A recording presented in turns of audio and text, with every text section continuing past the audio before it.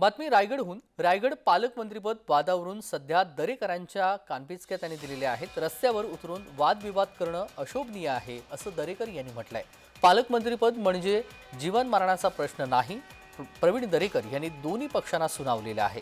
दरेकर यांनी शिवसेना आणि राष्ट्रवादी काँग्रेसला कानपिचक्या दिल्यात. पालकमंत्रीपदासाठी रस्त्यावरती वादविवाद होणं महायुतीला शोभा देणारा नाही. पालकमंत्रीपद म्हणजे आपल्या जीवन मरणाचा प्रश्न नाही. महाराष्ट्रातील जनतेला कुणाला काय मिळावं यासाठी नव्हे तर महाराष्ट्राचा विकास व्हावा यासाठी जनाधार देण्यात आलेला आहे असं दरेकर यांनी म्हटलं.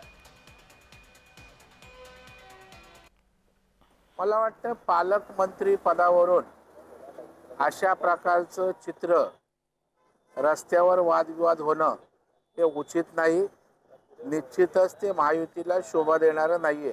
पण एवढं हमरीतुमरीवर रस्त्यावर उतरून पालकमंत्री म्हणजे आपल्या जीवन मरणाचा अंतिम विषय आहे असं वागणं उचित आहे असं मला वाटत नाही.